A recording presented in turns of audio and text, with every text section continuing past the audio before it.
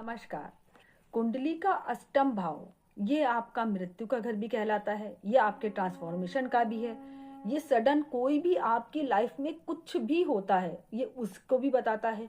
तो वो दुख का भी कारण होता है। आपकी लाइफ से कुछ भी जा रहा है, चाहे वो व्यक्ति जा रहा है, चाहे वो पैसा जा रहा है, चाहे वो इज्जत जा रही है, कुछ भी आपके जा रहा है तो वो भी आपका ये अष्टम भाव ही बताता है।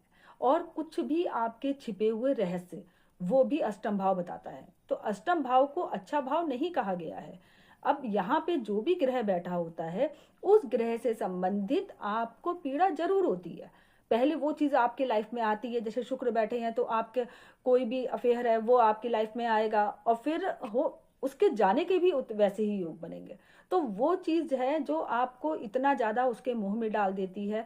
और या फिर इतना किसी व्यक्ति के पास पैसा है वो चीज आ रही है और फिर वो जा रहा है और तब उसका लगाव उसके साथ इतना है। तो उस चीज को दूर करने के लिए कुछ उपाय मैं आपको बता रही हूं, अगर अष्टम भाव में आपके कोई भी ग्रह बैठा हो तो जैसे अगर चंद्रमा अगर बैठे हुए हैं तो किसके इमोशंस के कारक है। चंद्रमा अष्टम भाव में नीच के भी होते हैं। ऐसा व्यक्ति मतलब बहुत ज्यादा अगर ये बहुत खराब स्थिति में है तो डिप्रेशन का भी शिकार हो सकता है। तो ऐसा नहीं है कि हर कोई होता है जिसके भी चंद्रमा अष्टम भाव में, लेकिन फिर भी काफी ज्यादा इसके चांसेस होते हैं कि उसके इमोशंस वो होते हैं वो उसके कंट्रोल में नहीं होते हैं और बहुत ज्यादा निराशावादी हो जाता है ऐसा व्यक्ति। तो ऐसे में उसे चाहिए कि वो ज्यादा से ज्यादा पानी का दान करे।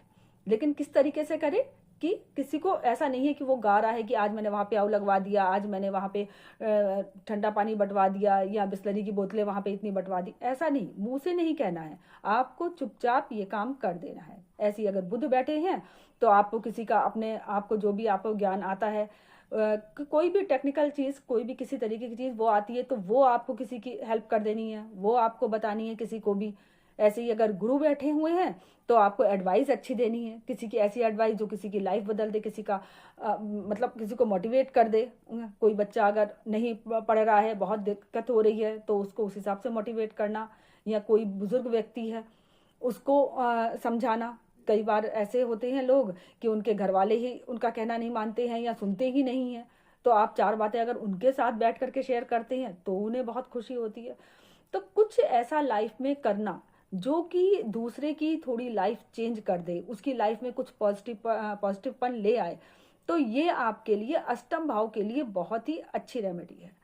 लेकिन करनी कैसे है कि किसी को भी पता ना चले कि आपने अगर किसी के लिए कुछ भी करा है तो आप कहीं गाइए, तो ऐसा नहीं, कहते हैं ना एक हाथ की बात दूसरे हाथ को भी ना पता चले, इस तरीके से करनी है।